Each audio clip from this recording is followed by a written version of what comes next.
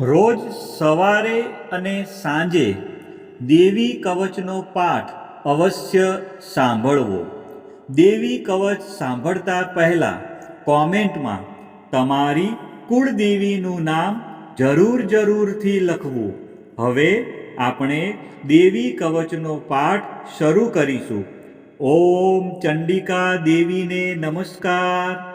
માર્કંડેયજીએ કહ્યું, હે પિતામહ, જે આ સંસારમાં પરમ ગોપનીય અને મનુષ્યનું બધી રીતે રક્ષણ કરનારું છે અને જેને તમે અત્યાર સુધી બીજા કોઈ સામે પ્રગટ ન કર્યું હોય એવું કોઈ સાધન મને કહી બતાવો.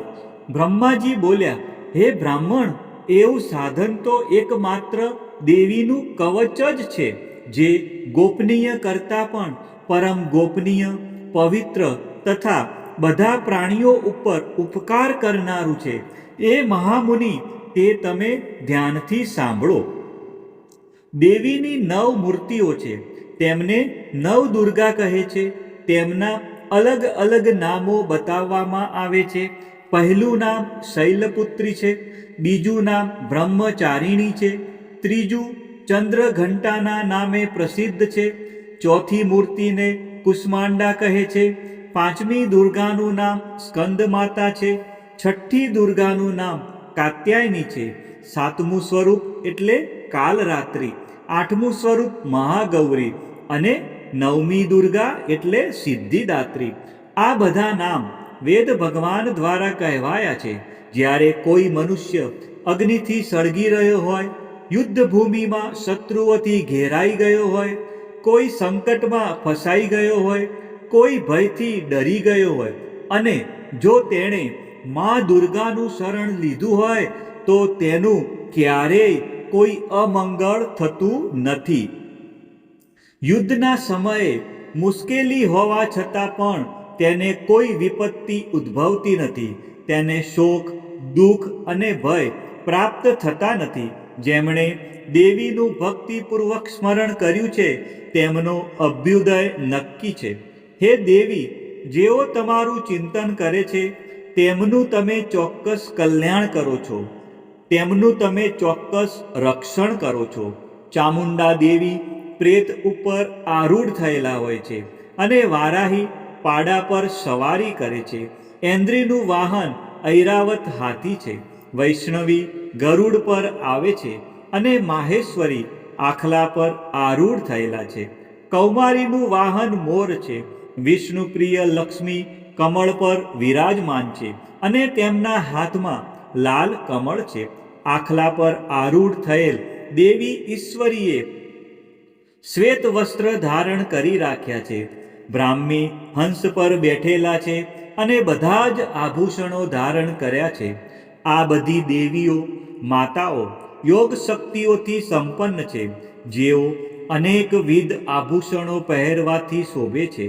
તેમણે અનેક રત્નો ધારણ કર્યા છે, ક્રોધથી ભરેલી છે અને ભક્તોનું રક્ષણ કરવા રથમાં બેઠેલી છે. આ દેવીઓના હાથમાં શંખ, ચક્ર, ગદા, શક્તિ, હળ, મૂષળ, ખેટક, તોમર, કુહાડી, દોરડું, કુંત, ત્રિશૂળ અને ઉત્તમ પ્રકારના ધનુષ્ય ધારણ કરેલા છે. દૈત્યોના શરીરનો નાશ કરવો અને ભક્તોને અભયદાન આપવું, દેવતાઓનું હિત કરવું એ તેમના શસ્ત્ર ધારણનો ઉદ્દેશ છે. મહારૌદ્ર રૂપ, અત્યંત ઘોર પરાક્રમી, મહાબલી અને મહા ઉત્સાહયુક્ત હે દેવી, તમે મહાન ભયનો નાશ કરનારા છો. તમને મારા નમસ્કાર છે. તમારી સામે જોવું પણ મુશ્કેલ છે. શત્રુઓનો ભય વધારનારા હે જગદંબિકા, મારું રક્ષણ કરો. પૂર્વ દિશામાં ઐન્દ્રી શક્તિ મારું રક્ષણ કરે. અગ્નિ ખૂણામાં અગ્નિ શક્તિ, દક્ષિણ દિશામાં વારાહી તથા નૈઋત્ય ખૂણામાં ખગધારિણી મારું રક્ષણ કરે. પશ્ચિમ દિશામાં વારુણી અને વાયવ્ય ખૂણામાં હરણ પર સવારી કરનારા દેવી મારું રક્ષણ કરો. ઉત્તર દિશામાં કુમારી અને ઈશાન ખૂણામાં શૂલધારિણી મારું રક્ષણ કરો. હે બ્રહ્માણી, તમે ઉપરની બાજુએ મારું રક્ષણ કરો. હે વૈષ્ણવી, તમે નીચેની બાજુએ મારું રક્ષણ કરો. આ જ પ્રમાણે શબ જેનું વાહન છે તે ચામુંડા દેવી દસે દિશાઓમાં મારું રક્ષણ કરો. જયા આગળની બાજુએ અને વિજયા પાછળની બાજુએ રક્ષણ કરે. ડાબા ભાગે અજિતા દેવી અને જમણા ભાગે અપરાજિતા દેવી મારું રક્ષણ કરે. ઉદ્યોતિની શિખાનું રક્ષણ કરે અને ઉમા મારા મસ્તક પર વિરાજિત થઈને મારું રક્ષણ કરે. માલધરી દેવી મારા કપાળનું અને યશસ્વીની મારી ભમરોનું રક્ષણ કરે. ત્રિનેત્રા ભમરોના મધ્ય ભાગનું અને યમઘંટા દેવી નાસિકાઓનું રક્ષણ કરે. શંખીની બંને આંખોના મધ્ય ભાગનું રક્ષણ કરે અને દ્વારવાસીની કાનોનું રક્ષણ કરે. કાલિકા ગાલોનું તથા સાંકરી કાનોના મૂળ ભાગોની રક્ષા કરે. સુગંધા નાસિકાઓની અને ચર્ચિકા દેવી ઉપરના હોઠનું રક્ષણ કરે. અમૃતકલા નીચેના હોઠનું અને સરસ્વતી જીભનું રક્ષણ કરે. કૌમારી મારા દાંતોનું અને ચંડિકા કંઠ ભાગનું રક્ષણ કરે. ચિત્રઘંટા ગળાની ઘંટિકાનું અને મહામાયા તાળવાનું રક્ષણ કરે. કામાક્ષી દાઢીનું અને સર્વમંગલા મારી વાણીનું રક્ષણ કરે. નીલગ્રીવા કંઠના બહારના ભાગનું અને અન્નનલિકાનું કૌબેરી દેવી રક્ષણ કરે. ખગીની બંને ખભાઓનું અને વ્રજધારિણી મારા બંને બાહુઓનું રક્ષણ કરો. દંડીની દેવી બંને હાથોનું અને અંબિકા દેવી આંગળીઓનું રક્ષણ કરે. સુલેશ્વરી દેવી નખોનું રક્ષણ કરે અને કુલેશ્વરી કુખ પેટનું રક્ષણ કરો. મહાદેવી બંને સ્તનોનું અને શોક વિનાશીની મનનું રક્ષણ કરે. લલિતા દેવી હૃદયનું અને શૂલધારિણી ઉદરનું રક્ષણ કરે. કામિની નાભીનું અને ગુહેશ્વરી ગુહ ભાગનું રક્ષણ કરો. પૂતના અને કામિકા લિંગનું અને પાડાને વાહન બનાવનાર દેવી ગુદાનું રક્ષણ કરે. ભગવતી કટી પ્રદેશનું અને ઘૂંટણોની રક્ષા વિંધ્યવાસીની કરે. સર્વ કામનાઓ પૂરી કરનારા દેવી જંઘાઓનું રક્ષણ કરે. નારસિંહ દેવી પિંડીઓનું રક્ષણ કરે.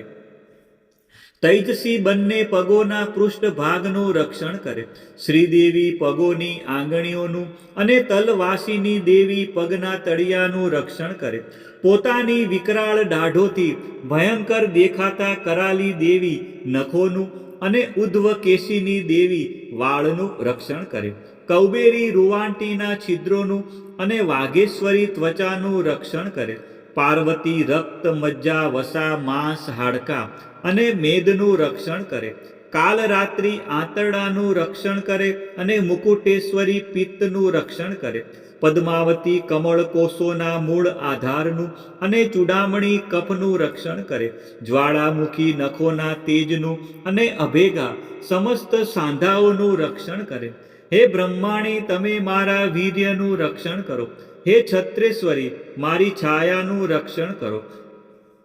હે ધર્મધારિણી, મારા અહંકાર મન અને બુદ્ધિનું રક્ષણ કરો. હે વ્રજ ધારણ કરનાર દેવી, મારા પ્રાણ અપાન વ્યાન ઉદાન અને સમાનનું રક્ષણ કરો. કલ્યાણથી શોભતા હે દેવી, મારા પ્રાણનું રક્ષણ કરો. યોગીની દેવી રસ રૂપ ગંધ શબ્દ અને સ્પર્શનું અને હે નારાયણી દેવી, તમે મારા સત્વ રજ અને તમો ગુણનું રક્ષણ કરો. વારાહી દેવી આયુષ્યનું રક્ષણ કરે. વૈષ્ણવી ધર્મનું રક્ષણ કરે તથા ચક્ર ધારણ કરનારા દેવી યશ અને કીર્તિ, લક્ષ્મી અને ધનનું તેમજ વિદ્યાનું રક્ષણ કરો. હે ઇન્દ્રાણી, તમે ગોત્રનું રક્ષણ કરો.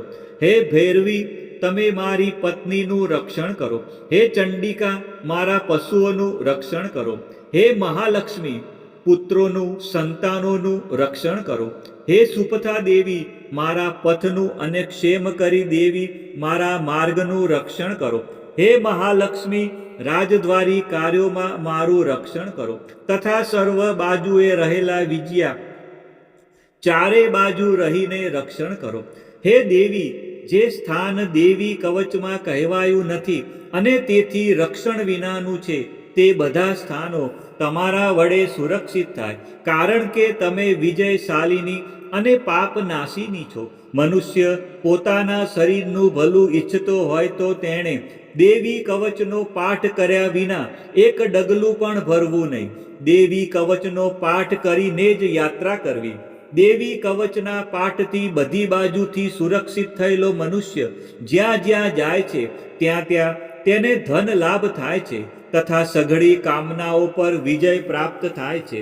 તે જે અભિષ્ટ વસ્તુનું ચિંતન કરે છે તેને તે અચૂકપણે પ્રાપ્ત કરી લે છે. તે મનુષ્ય આ પૃથ્વી ઉપર અતુલ ઐશ્વર્ય પામે છે.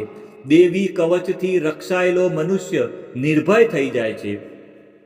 યુદ્ધમાં તેમનો પરાજય થતો નથી તથા તે ત્રણેય લોકમાં પૂજનીય બને છે. આ દેવી કવચ દેવતાઓને પણ દુર્લભ છે.